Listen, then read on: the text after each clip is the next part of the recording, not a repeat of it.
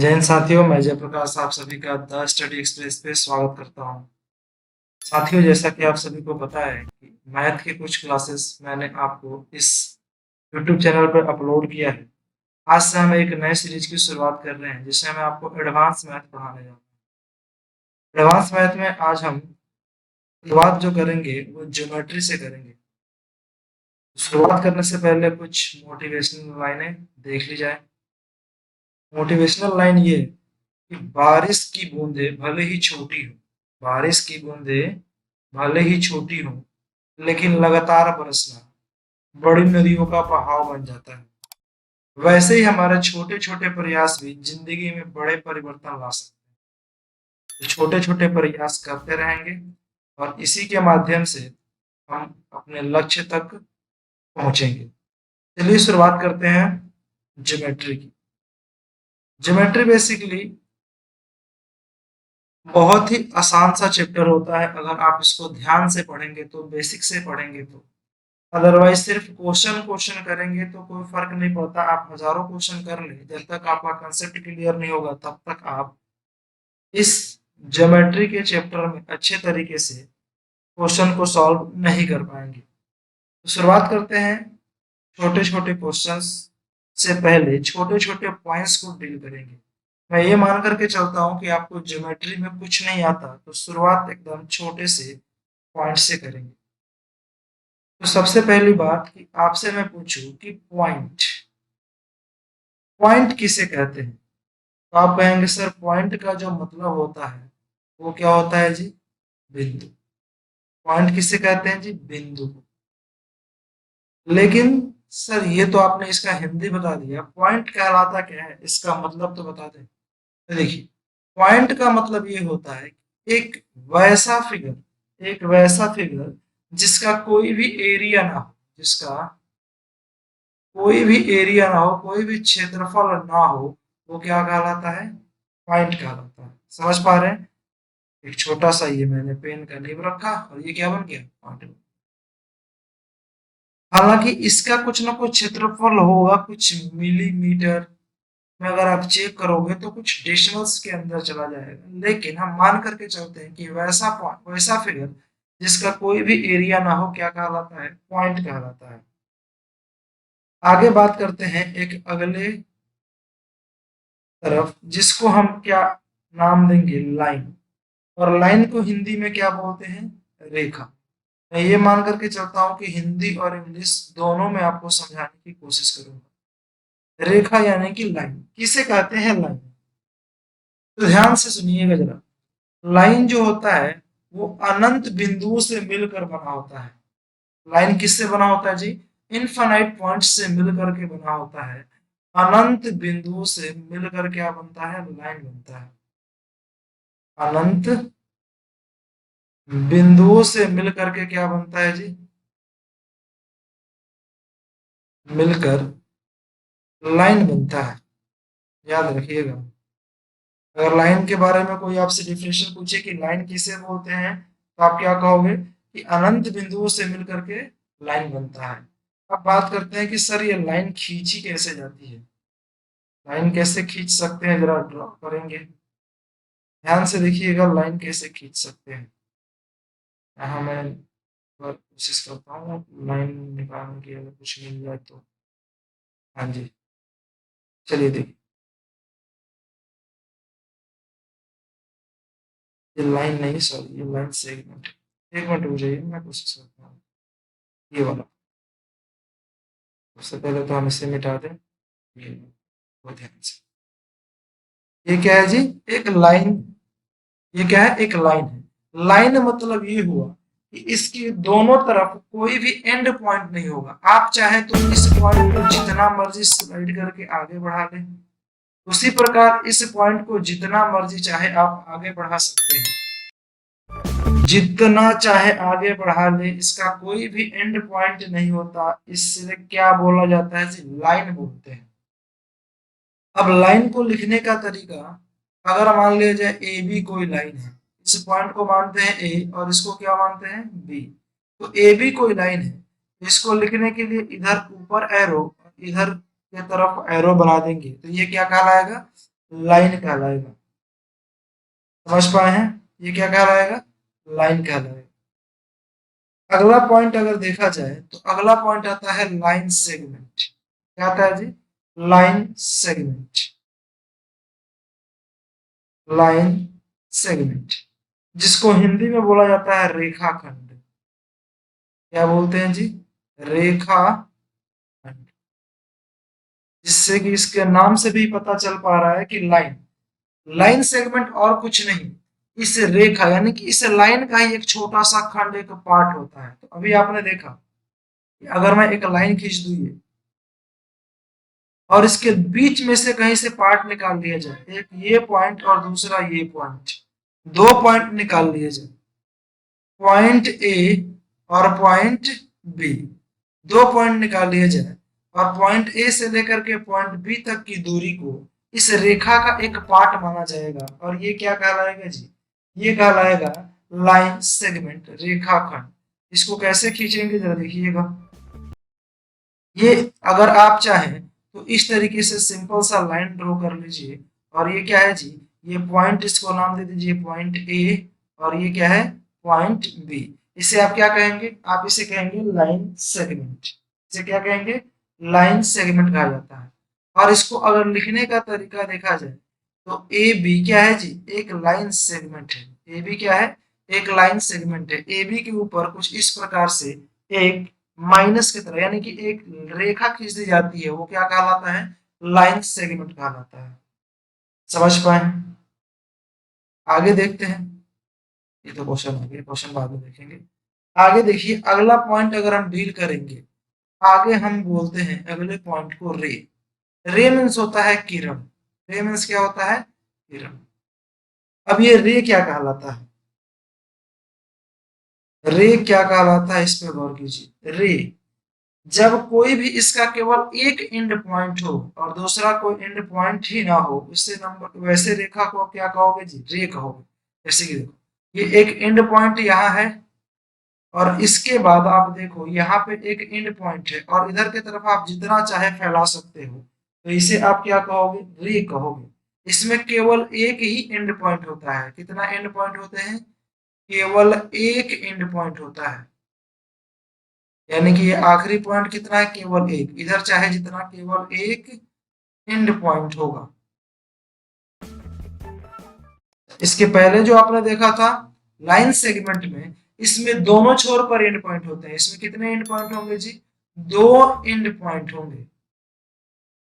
And point होते हैं,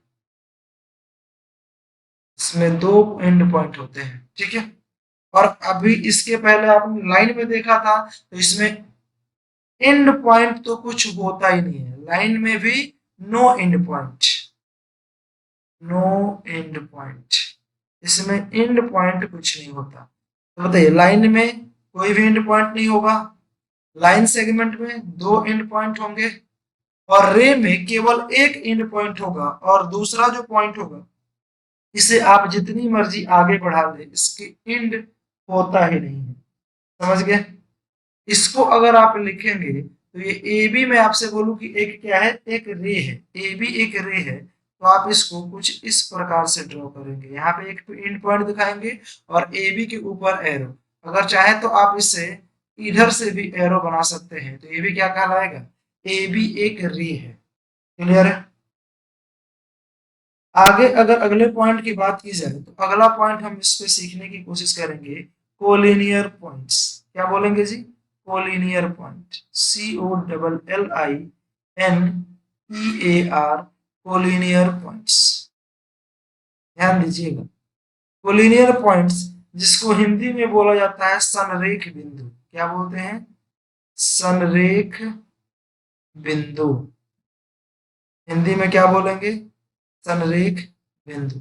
आप ज्यादातर कोशिश कीजिएगा इसके इंग्लिश याद करने के लिए। फिलहाल के लिए मैं आपको हिंदी बताने की इसलिए कोशिश कर रहा हूँ ताकि बहुत सारे बच्चे हिंदी मीडियम से होंगे जिनको हिंदी में बहुत ज्यादा तकलीफ होगी, सॉरी इंग्लिश में बहुत ज्यादा तकलीफ होगी, इसलिए मैं आपको चाहता हूँ कि हिंदी और इंग्लिश दोनों लैंग्वेज में बता के चलो।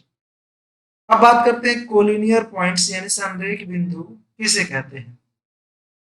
देखिए, जब कभी भी एक ही लाइन पे, ध्यान से सुनिएगा, जब कभी भी एक लाइन पे 3 या 3 से अधिक, जब कभी भी एक लाइन पर 3 या 3 से अधिक पॉइंट डिनोट कर दिए जाए उसे आप कोलिनियर पॉइंट कहते हैं। जैसे मान लो यहाँ पर एक पॉइंट डिनोट कर दिया ए, यहाँ पर एक पॉइंट बी, यहाँ पर एक सी, एक और पॉइंट डिनोट कर दिया डी।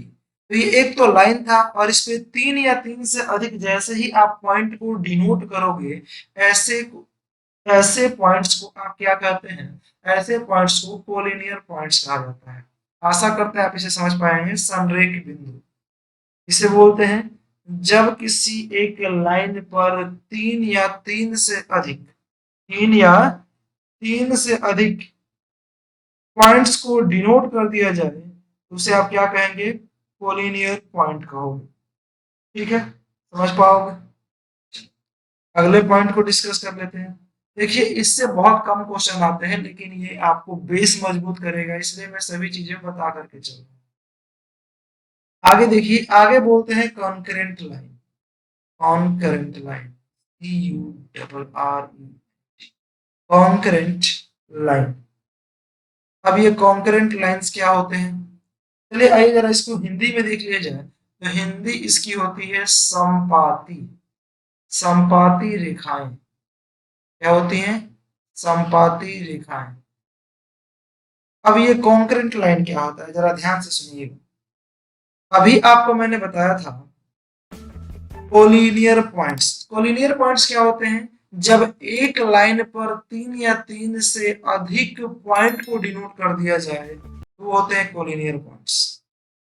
लेकिन कॉन्करेंट लाइन की अगर बात करोगे, समपाती रेखाओं की बात करोगे, तो ये जो होता है ये एक पॉइंट से 3 या 3 से अधिक जब रेखाएं, जब लाइंस को गुजार दिया जाए तो ये कॉन्करेंट लाइन कहलाते हैं। जैसे कि एक काम करते हैं, लाइन ही बना देते हैं। चलिए एक ये लाइन है, दूसरा ये लाइन है, तीसरा ये लाइन है, चौथा ये लाइन है। देखिए एक ही पॉइंट से मैंने क्या किया जी, बहुत सारे लाइंस को गुजार दिया। यहाँ पर एक पॉइंट है और इस पॉइंट से 3 या 3 से अधिक जब लाइन को आप क्रॉस करा दोगे, यानी कि जब एक ही पॉइंट से 3 या 3 से अधिक लाइनें क्रॉस कर जाए तो वैसे पॉइंट, सॉरी वैसे लाइन को क्या आप बोलोगे, वैसे लाइंस को आप बोलोगे कॉन्करेंट लाइन, यानी समपाती रेखाएं। समझ पाए हो, देखो ये पॉइंट है, ये ए बी इस पॉइंट से गुजर रहा है, उसके बाद से मैं नाम दे दूं यहाँ पे b c, sorry a b, उसके बाद से सी डी, उसके बाद से ई एफ, फिर जी और एच। ये सभी के सभी ए बी रेखा, सी डी रेखा, ई एफ रेखा, जी एच रेखा, ये सभी के सभी सीधी एक पॉइंट से गुजरेंगी। और जब ये एक पॉइंट से गुजरेंगी तो आप इसे कॉन्करेंट लाइन कहोगे। क्या कहोगे, कॉन्करेंट लाइन कहोगे। समझ गए इतनी सी बात। आगे देखिए, देखिए आपको अगर इसका पीडीएफ चाहिए, एक तो सबसे बेहतरीन तरीका होगा कि साथ ही साथ नोट्स बनाते चलें। अगर फिर भी नोट्स नहीं बना रहे हैं तो पीडीएफ चाहिए, तो इसी वीडियो के डिस्क्रिप्शन में आपको टेलीग्राम चैनल का लिंक मिलेगा। वहां पे मैं जो भी क्लास लेता हूँ उसका पीडीएफ आपको डाल देता हूँ। आप क्लास अपलोड होने से 1 से 2 घंटे के बाद वहां पे पीडीएफ देख सकते हैं। आइए जरा अगला पॉइंट देखते हैं। आगे बात करते हैं एंगल की। एंगल, एंगल मीन्स क्या होता है, कोण। आप सभी जानते होंगे एंगल मीन्स क्या होता है, कोण। लेकिन सर ये एंगल कहते किसे हैं, एंगल कहते किसे हैं, ध्यान से सुनिए एंगल किसे कहा जाता है। एंगल जब एक लाइन पर, जब एक लाइन पर कोई दूसरा लाइन, एक मिनट, एक लाइन पर दूसरी लाइन का झुकाव भी कोण कहलाता है। नहीं समझे, फिर से सुनिए। ये एक लाइन है और इस लाइन पर ये दूसरा लाइन कितना झुका हुआ है, यही क्या कहलाता है, कोण कहलाता है। और इसको आप थीटा से डिनोट करते हैं। इसे किसे डिनोट करते हैं, थीटा से डिनोट करते हैं। और थीटा यहाँ पर कोई कोण है और थीटा को हमेशा एंगल यानी कि डिग्री में मापते हैं। थीटा को किसमें मापते हैं जी, डिग्री में मापा जाता है। थीटा को डिग्री में, हालांकि रेडियन में भी मापा जाता है, वो आगे मैं आपको ट्रिग्नोमेट्री में पढ़ाऊंगा, रेडियन वगैरह में मापा जाता है, लेकिन फिलहाल आप समझो थीटा को किस में मापते हैं, एंगल को किस में मापते हैं, डिग्री में मापते हैं। और डिग्री लिखने के लिए जैसे मान लो थीटा, थीटा डिग्री है तो ऊपर एक छोटा सा जीरो बना देते हैं, ये डिग्री कहलाता है। इतना बेसिक चीजें मैं आपको बता करके चल रहा हूँ, ये क्या कहलाता है जी, डिग्री कहलाता है। मेरे ख्याल से आप इसे समझ पाए होंगे। एंगल्स किसे कहते हैं, जब एक लाइन दूसरे लाइन पर कितना झुका हुआ है, यही क्या कहलाता है जी, एंगल कहलाता है। आगे बढ़े, आगे हम बात करते हैं टाइप्स ऑफ एंगल की। टाइप्स ऑफ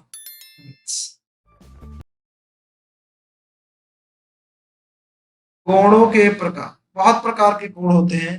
शुरुआत बहुत छोटे लेवल से करेंगे, फिर आगे के बहुत ऊपर लेवल तक हम इसको लेकर के जाएंगे। टाइप्स ऑफ एंगल्स, एंगल्स के प्रकार।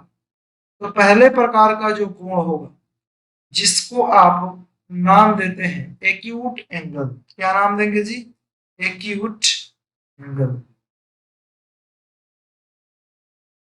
हिंदी में बोलते हैं इसको न्यून कोण, हिंदी में क्या बोलते हैं, न्यून कोण कहा जाता है,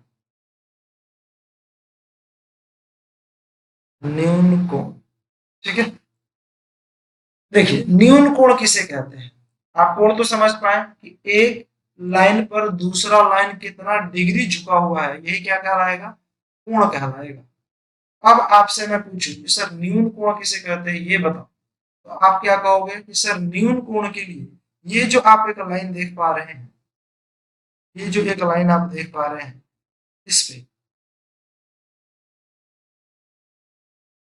इस पे दूसरी लाइन जब ये झुकी होगी तो कितना डिग्री झुकी होगी कि आप इसको न्यून कोण कहेंगे। तो याद रखिएगा, यहाँ पर मान करके चलिए जो ये एंगल बन रहा है वो एक्स डिग्री का बन रहा है या थीटा डिग्री का बन रहा है, एक्स डिग्री का बन रहा है या फिर थीटा डिग्री का बन रहा है। तो एक्स डिग्री या फिर थीटा डिग्री, एक्स डिग्री, और मैं इसको थीटा डिग्री लिख देता हूँ, थीटा डिग्री।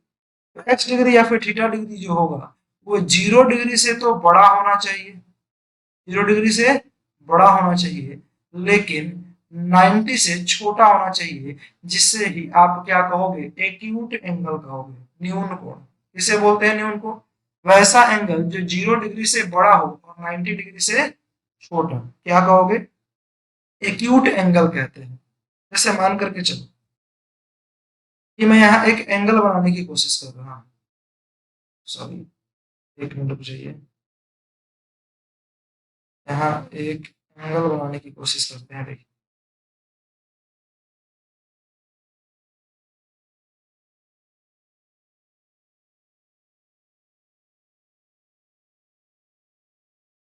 ये राइट एंगल ही बन रहा है, एक काम करते हैं इसको छोड़ देते हैं, हम इसे लेते हैं, ये भी राइट एंगल बन रहा है। फिलहाल के लिए एक काम करते हैं, इसके लाइंस के माध्यम से ही ड्रॉ करते हैं। क्या कर रहा हूँ मैं, चलिए कोई नहीं, देखिए ध्यान से, एक इधर साइड और एक, अरे भाई साहब, सही से हो जाओ ना, और एक ही इधर से। आप जरा बताओ, यहाँ बीच में एंगल जो बन रहा है वो 36 डिग्री का है, कितने डिग्री का, 36 डिग्री का। क्या ये एक्यूट एंगल कहलाएगा, बिल्कुल। अगर बीच में एंगल, ध्यान से देखिए, बीच में एंगल 0 डिग्री से स्टार्ट हो और कहाँ तक जाए जी, 90 डिग्री, यानी 0 डिग्री से तो बड़ा हो और 90 से छोटा हो, यानी कि एक से लेकर के 89 डिग्री तक की जितने भी एंगल्स आएंगे, हालांकि एक से बड़ा, 0 से बड़ा तो 0.1 हो सकता है, 0.01 डेसिमल में बहुत सारी चीजें जा सकती हैं, लेकिन याद रखिएगा 0 से क्या होना चाहिए, बड़ा होना चाहिए। वो वैल्यू 0 डिग्री से तो बड़ा होना चाहिए थीटा, लेकिन 90 से छोटा होना चाहिए, तभी आप उसे क्या कहोगे, एक्यूट एंगल कहोगे। क्लियर है, आगे देखते हैं राइट एंगल। क्या जी, right, RIGST, right angle. Right angle means होता है समकोण, क्या होता है, समकोण। किसे बोलते हैं, समकोण। देखिए वैसा एंगल वैसा एंगल जो 90 डिग्री का कोण बनाए, वैसा एंगल जो कितने डिग्री का कोण बनाए जी, 90 डिग्री का कोण बनाए, क्या कहलाता है, समकोण कहलाता है। आप देखो इनके बीच में ये जो एंगल बनता हुआ दिखाई दे रहा है, मान लो ये वाई डिग्री है, और वाई डिग्री हमेशा किससे बराबर होना चाहिए जी, वाई डिग्री जो होना चाहिए वो हमेशा 90 डिग्री के बराबर होना चाहिए, जिससे आप क्या कहोगे, समकोण कहोगे। तो यहाँ पर एंगल वाई 90 डिग्री का है, इसीलिए ये जो एंगल है वो क्या कहलाएगा, समकोण कहलाएगा। समझ गए इतनी सी बात, छोटी छोटी सी बातें आपको मैं समझाते हुए आगे बढ़ रहा हूँ। तीसरा जो पॉइंट होगा अपना, जिसको आप कहोगे obtuse angle, O B P U S E, obtuse angle, जिसको हिंदी में अधिक कोण कहा जाता है। हिंदी में क्या बोलते हैं जी, अधिक कोण कहते हैं, हिंदी में बोलते हैं इसको अधिक कोण। देखिए जरा, अधिक कोण किसे बोलेंगे, वैसा एंगल, वैसा एंगल जो क्या हो जी, 90 डिग्री से बड़ा हो, वैसा एंगल जो 90 डिग्री से बड़ा हो क्या कहलाएगा, ऑब्ट्यूज एंगल कहलाएगा। देखिए यहां मान करके चलिए, ये जो एंगल बन रहा है जिसको आप नाम देते हैं जेड डिग्री, क्या नाम देते हैं जी, जेड डिग्री। तो जेड डिग्री जो होगा, जेड डिग्री जो होगा वो 90 डिग्री से तो क्या होगा, बड़ा होगा। जेड क्या होगा, 90 से तो बड़ा होगा, लेकिन वो 180 डिग्री से छोटा होगा। वैसे एंगल को आप क्या कहोगे, ऑब्ट्यूज एंगल कहोगे, ऑब्ट्यूज एंगल कहोगे। 90 से बड़ा और 180 से छोटा क्या कहलाएगा, ऑब्ट्यूज कहलाएगा। आइए चौथे पॉइंट को डिस्कस कर लेते हैं। चौथा पॉइंट है हमारा straight angle, STRAIG, straight angle. Straight angle को हिंदी में सीधा कोण भी कहते हैं, क्या कहते हैं, सीधा कोण। या फिर एक और भी इसका नाम होता है, इसका एक और नाम है, उस नाम से अगर आप बुलाना चाहो तो इसे बुला सकते हो, इसको हम रिजु कोण भी बोलते हैं। क्या बोलते हैं जी, रिजु कोण भी कहा जाता है, इसे आप रिजु कोण भी कहते हैं। ये स्ट्रेट एंगल क्या होता है, एक सीधी रेखा, इसमें जी एक सीधी रेखा पर जो भी एंगल बनेगा वो हमेशा कितने डिग्री का बनेगा, 180 डिग्री का बनेगा। कितने डिग्री का बनेगा, 180। इस पॉइंट पर अगर मान लो कोई एंगल बन रहा है तो कितने डिग्री का बन रहा है, आप कहोगे मान लो सर ये टी डिग्री का बन रहा है, तो यहाँ पर टी डिग्री जो होगा वो हमेशा 180 डिग्री के बराबर होगा। और जब कभी भी टी डिग्री 180 डिग्री के बराबर हो जाए, इसे आप क्या कहोगे, इसे आप कहोगे स्ट्रेट एंगल। इसे क्या कहेंगे, स्ट्रेट एंगल कहेंगे। आप समझ पाए हैं, स्ट्रेट एंगल क्या कहलाता है। जी आगे देखिए, अगला जो एंगल होगा हमारा, जिसे आप रिफ्लेक्स एंगल बोलते हैं, क्या कहेंगे जी, रिफ्लेक्स एंगल बोलेंगे। अब ये रिफ्लेक्स एंगल क्या कहलाता है, ध्यान से देखिए जरा, रिफ्लेक्स एंगल क्या कहलाएगा। 5 नंबर पॉइंट है हमारा रिफ्लेक्स एंगल।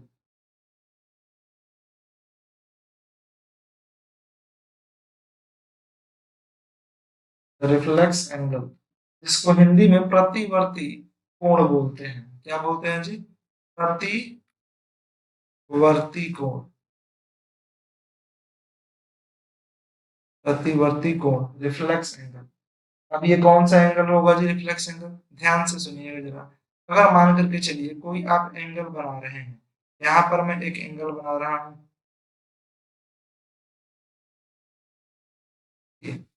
यहाँ इसके अंदर तो आप सभी जानते हैं, इसके अंदर मान करके चलिए 60 डिग्री का कोण बना, कितने डिग्री का कोण बन रहा है, 60 डिग्री का। और आप जरा बताइए बाहर जो आपको दिखाई दे रहा है, क्या ये 300 डिग्री का नहीं बनेगा, क्योंकि आप जानते हैं कि एक पॉइंट पर टोटल 360 डिग्री का एंगल बनता है। जब अंदर की तरफ 60 डिग्री का बन गया तो बाहर की तरफ कितना बनेगा, सिर्फ 300 डिग्री का। कि जो अंदर की तरफ 60 डिग्री का बना है, इसे तो आप क्या बोलते हैं, एक्यूट बोलते हैं। इसे आप क्या बोलते हैं, एक्यूट एंगल ट्रेंगल एक्यूट बोलते हैं, एक्यूट एंगल। लेकिन ये जो बाहर की तरफ आपको दिखाई दे रहा है 300 डिग्री, इसे ही आप क्या बोलेंगे, रिफ्लेक्स एंगल बोलेंगे। इसे क्या बोलेंगे, रिफ्लेक्स एंगल बोलते हैं। समझ आया? तो हमेशा रिफ्लेक्स एंगल हमेशा जो होगा वो 180 से तो क्या होगा, बड़ा होगा। मान लीजिए थीटा डिग्री है, और वो 360 से छोटा होगा। रिफ्लेक्स एंगल 180 से बड़ा और 360 से छोटा होगा हमेशा।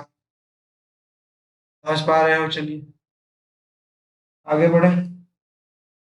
Next point, next point 6 number point है, सिर्फ लाइन और एंगल्स के बारे में ही बात किया जाएगा। 6 पॉइंट, 6 पॉइंट क्या है, 6 पॉइंट को आप कहते हैं complementary angle. Complementary angle, UMPLEMENT,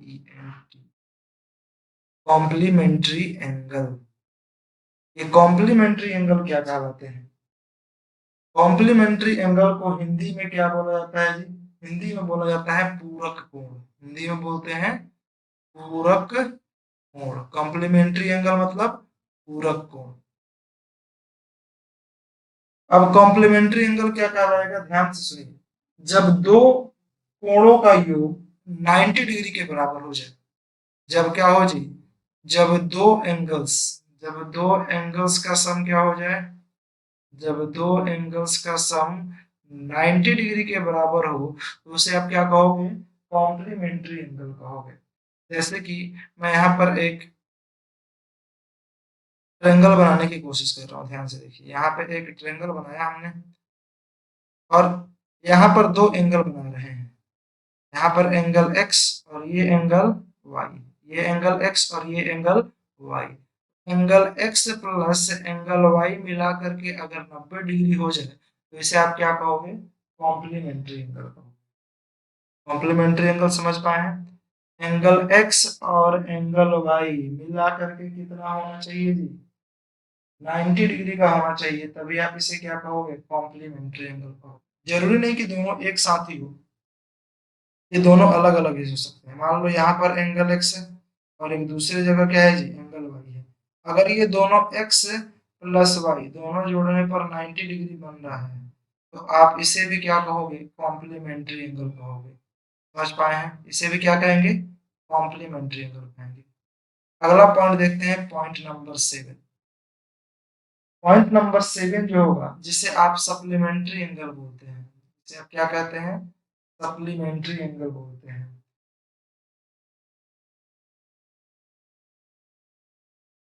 supplementary angle, ये सप्लीमेंट्री एंगल क्या है, याद रखिएगा। सप्लीमेंट्री एंगल जो होगा, इसमें दो एंगल्स का सम, सम ऑफ टू एंगल्स कितने होने चाहिए, सम ऑफ टू एंगल्स 180 डिग्री के बराबर होना चाहिए। कितना होना चाहिए, 180 डिग्री के बराबर होना चाहिए, तभी आप इसे क्या कहोगे, सप्लीमेंट्री एंगल कहोगे। समझ पाए हो? सप्लीमेंट्री एंगल किसे कहते हैं, जब दो एंगल्स का सम 180 डिग्री हो जाए, तो आप इसे क्या कहोगे, सप्लीमेंट्री एंगल कहोगे। ठीक है, चलिए ध्यान दीजिए जरा। यहाँ पर मैं एक एंगल बना रहा हूँ, यहाँ पर एंगल ये एक्स है और ये क्या है, एंगल वाई। अगर मैं बोल दूं यहाँ angle x plus angle y मिला करके कितना डिग्री हो जाए, 180 डिग्री हो जाए, तो आप इसे क्या कहोगे, आप इसे कहोगे सप्लीमेंट्री एंगल। ठीक है जी। यानी कि इसको हिंदी में देखा जाए तो हिंदी में बोलते हैं समपूरक कोण। क्या बोलते हैं, समपूरक कोण। आप इसे बोलोगे समपूरक कोण। इतनी बात क्लियर है? अगला पॉइंट देख लीजिए, पॉइंट नंबर 8। अब हम बात करते हैं पॉइंट नंबर 8, जिसको हम कहते हैं एडजेसेंट एंगल। क्या बोलते हैं, एडजेसेंट एंगल। अब ये एडजेसेंट एंगल क्या कहलाता है, ध्यान दीजिए जरा, एडजेस्टेंट ऐसे एडजेसेंट एंगल जिसको आप आसन कोण बोलते हैं, क्या बोलते हैं जी, आसन कोण कहा जाता है हिंदी में। अब ये सर ये आसन कोण क्या है, इसको जरा समझा दो आप। ध्यान से देखो, बहुत ही आसान है आसन कोण। आसन कोण निकालना बहुत ही आसान है, अगर आप आसानी से सीख पाओगे तो देखो।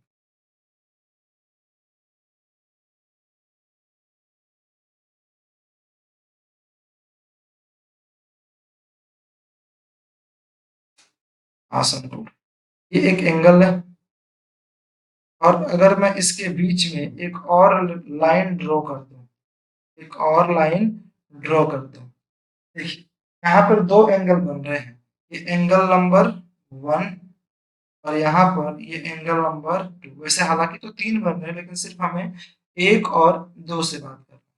आप बताइए, एंगल वन बनाने के लिए किन दो लाइंस की जरूरत पड़ी है? आप कहोगे सर ये वाली लाइन और ये वाली लाइन, इनकी जो जरूरत पड़ी है, इन दो लाइंस की जरूरत पड़ी है एंगल वन बनाने की। और एंगल 2 बनाने के लिए किन दो लाइंस की जरूरत पड़ी है? ये वाली और ये।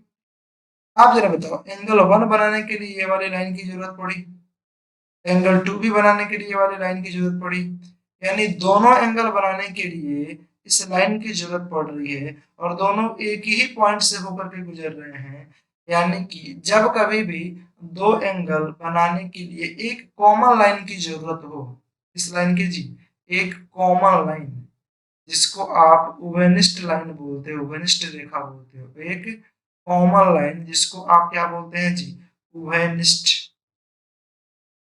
उभयनिष्ठ रेखा। हिंदी वाले भी सीख लेंगे जरा। इसे कहा जाता है उभयनिष्ठ रेखा। जब दो एंगल्स बनाने के लिए एक कॉमन लाइन की जरूरत हो और वो एक ही कॉमन पॉइंट से होकर के बनाए, तो वैसे दो एंगल्स को एडजेसेंट एंगल, आसन कोण बोलते हैं। यानी कि यहाँ पर एंगल नंबर 1 और एंगल नंबर 2 दोनों एक दूसरे के एडजेसेंट एंगल हैं। ऐसे एंगल है जी, दोनों एक दूसरे के एडजेसेंट एंगल, बता दीजिए जरा। क्योंकि इस एंगल को बनाने के लिए, एंगल 1 को बनाने के लिए इस लाइन की जरूरत पड़ी, एंगल 2 को भी बनाने के लिए इस लाइन की जरूरत पड़ी है। अब साथ में एक कंडीशन और होना चाहिए, यहाँ पर जो अनकॉमन, छोटा कर देता हूँ थोड़ा सा,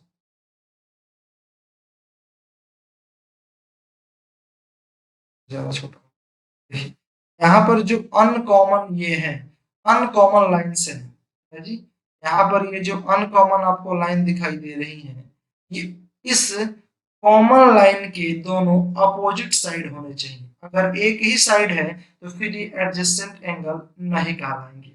कैसे, जरा फिर से देखो जरा। अगर मैं एक और एंगल बनाने की कोशिश करता हूँ, एक नहीं, यहाँ एक और एंगल बनाने की कोशिश करता हूँ, जरा गौर कीजिए।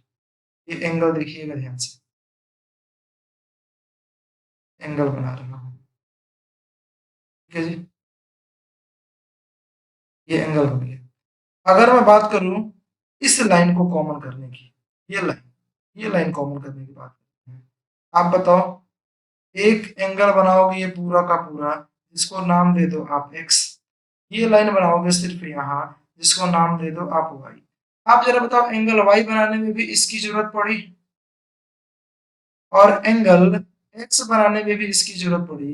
यानी कि एक्स और वाई दोनों बनाने में तो कॉमन लाइन की जरूरत पड़ रही है, लेकिन ये जो अनकॉमन जो साइड है, एक ये वाला और एक ये वाला, क्या ये दोनों इस कॉमन साइड के अपोजिट हैं?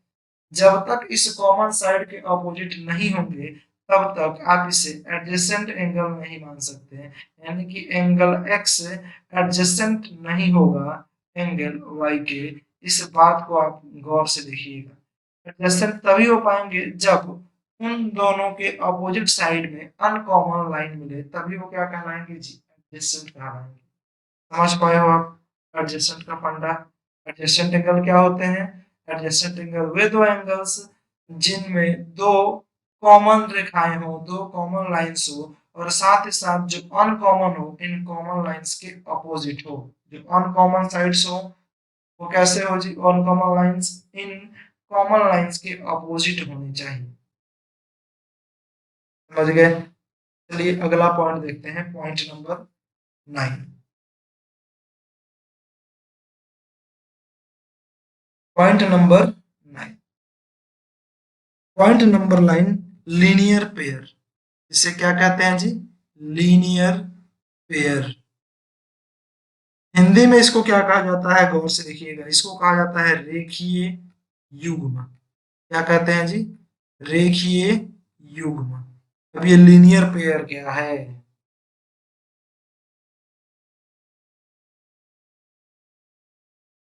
ध्यान से सुनिए, ये लीनियर पेयर क्या है, जरा इसको मैं आपको अच्छे तरीके से डील करने की कोशिश करता हूँ। देखो जरा अच्छे से समझना, लीनियर पेयर क्या है, जरा मैं इसको पहले फिगर ड्रॉ कर दूं फिर आपको समझाने की कोशिश करता हूँ, ठीक है? ध्यान देना, ये एक लाइन है, एक कैसा लाइन है? स्ट्रेट लाइन है। अगर इस स्ट्रेट लाइन पर, जैसे अगर इस स्ट्रेट लाइन पर, अगर इस स्ट्रेट लाइन पर जब दो एडजेसेंट एंगल बने, एडजेसेंट एंगल अभी आपको समझा कर क्या है, आप देखो यहाँ पर एक एंगल बन रहा है एंगल एक्स, और यहाँ एक एंगल बन रहा है एंगल वाई। क्या ये दोनों एडजेसेंट एंगल हैं? बिल्कुल, ये दोनों क्या है जी? एडजेसेंट एंगल हैं। जब एक लीनियर पेयर पर दो एडजेसेंट एंगल बने तो उसे आप लीनियर पेयर कहते हैं। नहीं समझे? जब एक स्ट्रेट लाइन पर, ये क्या है? एक स्ट्रेट लाइन है, और इस पे जब दो स्ट्रेट ये बने, क्या बोलते हैं जिसको? एडजेसेंट एंगल बने, तो ये क्या कहलाते हैं? लीनियर पेयर कहलाते हैं। ये दोनों क्या हो गए? Linear pair. और यहाँ पर क्या angle x plus angle y 180 degree होगा? यहाँ पर भी angle x plus angle y क्या हो जाएगा? 180 डिग्री होगा। इसीलिए जब कभी भी एक लीनियर पेयर बनते हैं तो उस लीनियर पेयर पर भी आप उसको क्या नाम दे सकते हैं? सप्लीमेंट्री एंगल कह सकते हैं। लीनियर पेयर कैसा एंगल बनाते हैं?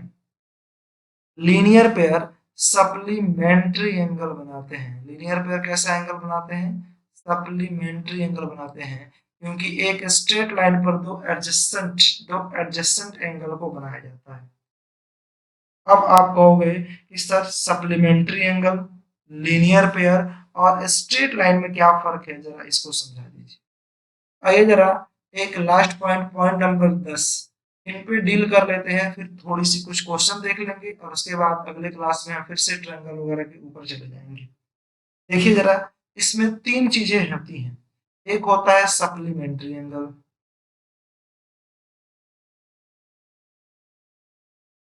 Supplementary angle.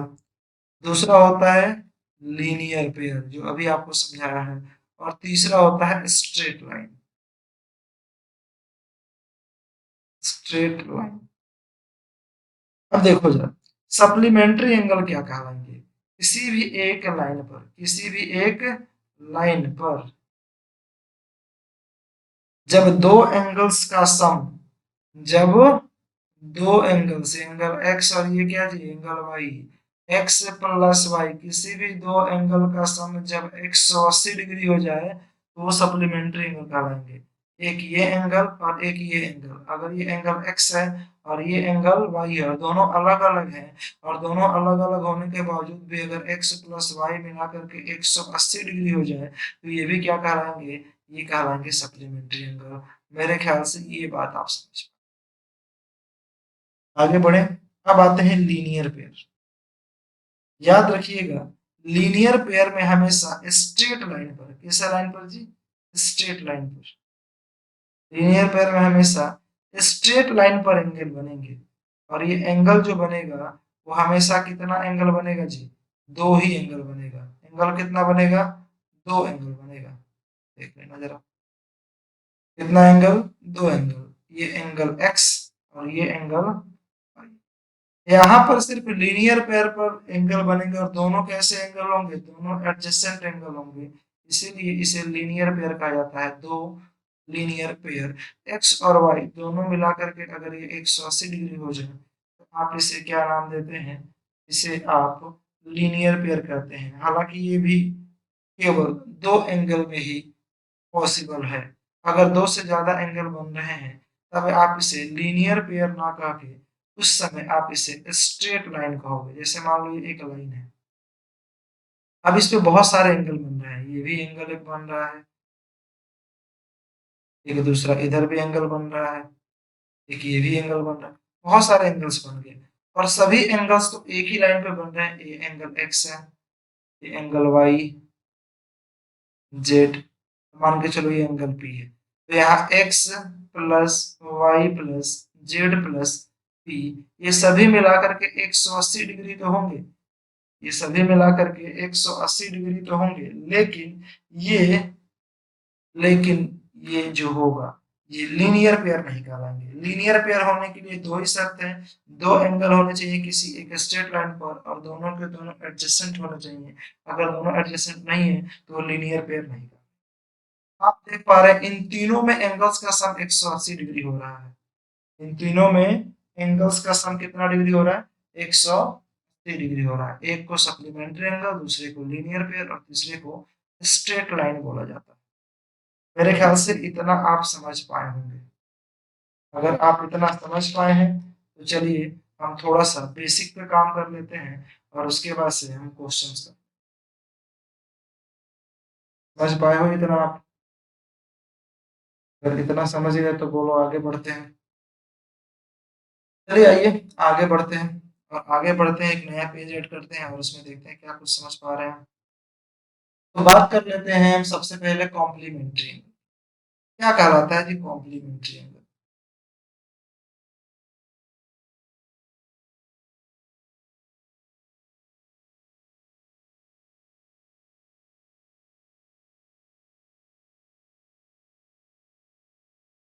कॉम्प्लीमेंट्री एंगल क्या कहलाता है? कॉम्प्लीमेंट्री एंगल, आप कहोगे सर कॉम्प्लीमेंट्री एंगल मतलब पूरक कोण, तो हिंदी में क्या बोलते हैं? पूरक कोण।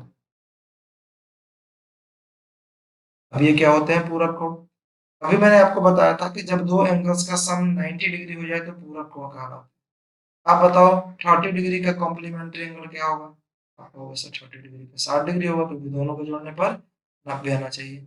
आप बताओ 50 डिग्री का कॉम्प्लीमेंट्री, 40 डिग्री, 30 डिग्री का कॉम्प्लीमेंट्री तो हो चुका है, 35 डिग्री का कॉम्प्लीमेंट्री 55, 12 डिग्री का कॉम्प्लीमेंट्री, 12 डिग्री का कॉम्प्लीमेंट्री 78, 22 डिग्री का कॉम्प्लीमेंट्री 68, तो थीटा डिग्री का कॉम्प्लीमेंट्री। तो थीटा डिग्री का जो कॉम्प्लीमेंट्री होगा, जाहिर सी बात है इन दोनों को जोड़ने पर क्या आना चाहिए? 90 आना चाहिए। दोनों को जोड़ने पर 90 आना चाहिए, इन दोनों को जोड़ने पर भी 90 आना चाहिए, इनको भी जोड़ने पर सभी कॉम्प्लीमेंट्री एंगल मतलब दोनों का सम कितना होना चाहिए जी? 90 डिग्री। यहाँ भी जोड़ोगे तो 90 डिग्री। आप जरा बताओ यहाँ आपको क्या रखना चाहिए जो 90 डिग्री बन जाए? तो आप कहोगे सर यहाँ पर जो होगा वो 90 माइनस थीटा होगा, होगा या नहीं होगा? कितना होगा जी? 90 माइनस, मेरे ख्याल से आप इतना समझ पाए। आगे देख लेते हैं सप्लीमेंट्री एंगल। कौन सा एंगल? Supplementary angle.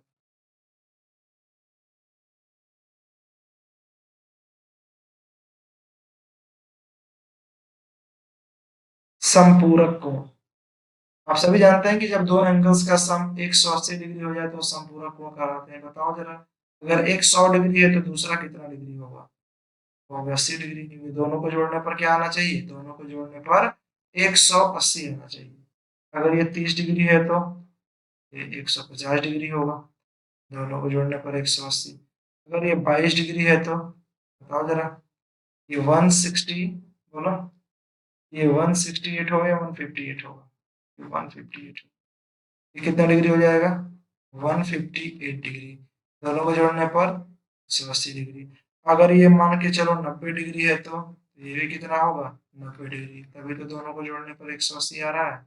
अब उसी प्रकार बताओ अगर ये थीटा डिग्री हो तो आप कहोगे सर ये 180 माइनस कितना होगा जी? थीटा।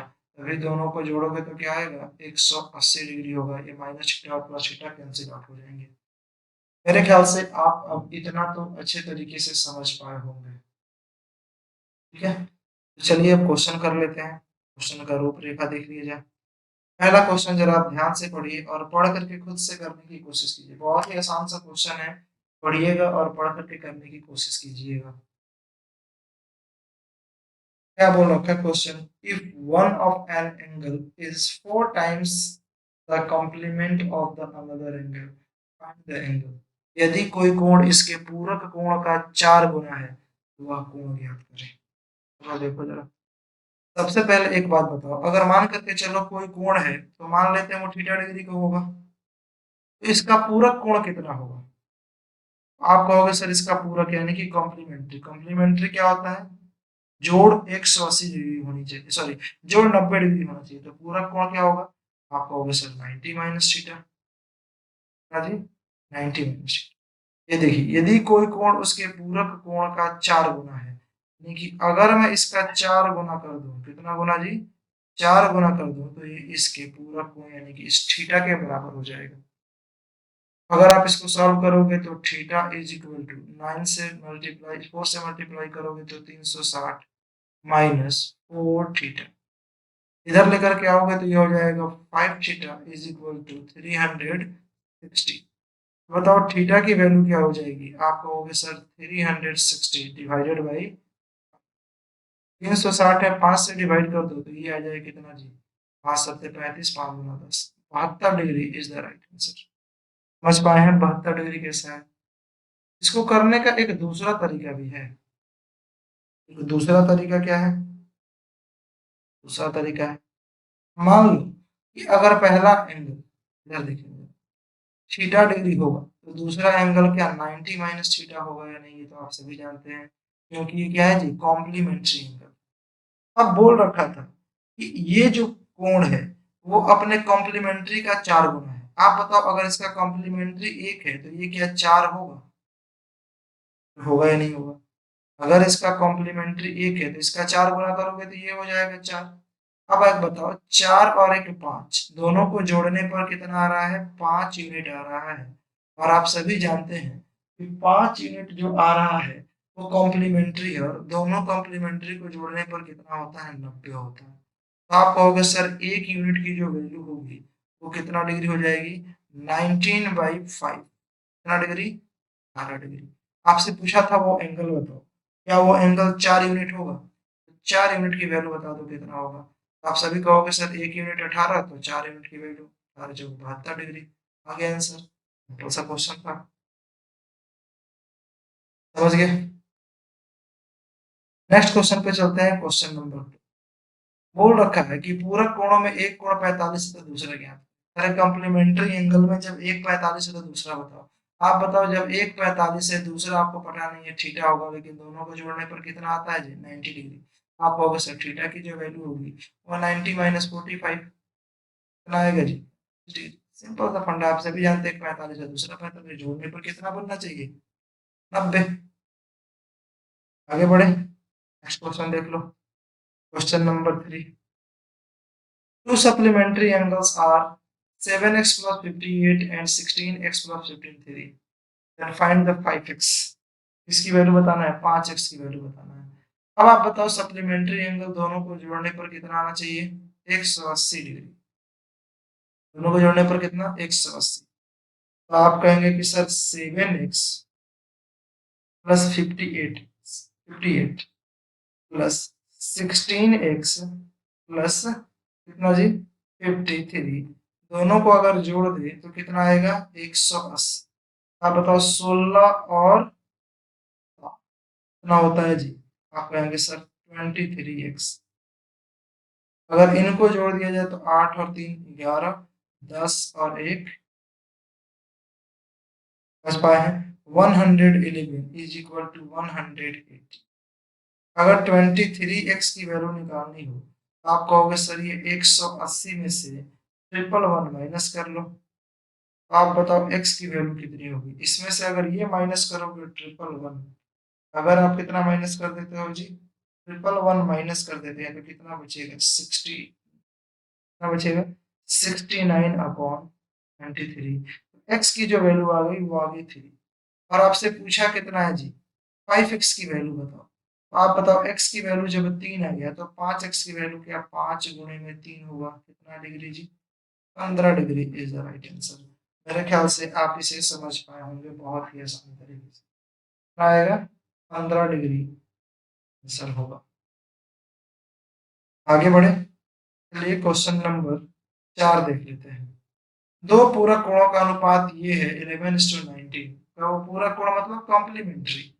आप बताओ, दोनों को जोड़ने पर 90 होना चाहिए। एक 11 यूनिट और दूसरा 19 यूनिट। दोनों को जोड़ने पर 90 आना चाहिए। आप कहोगे सर तो इसमें दोनों कोण का मान ज्ञात करें। इसमें क्या पूछा है? दोनों कोणों का मान ज्ञात करें। आप कहोगे अगर 11 और 19 दोनों को जोड़ दिया जाए तो कितना होगा जी? आप कहेंगे सर 30।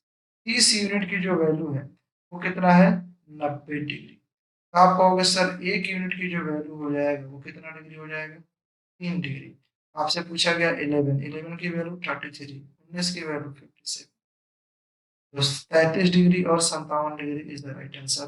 मेरे ख्याल से आप बहुत ही इजीली इसे कर पा रहे होंगे।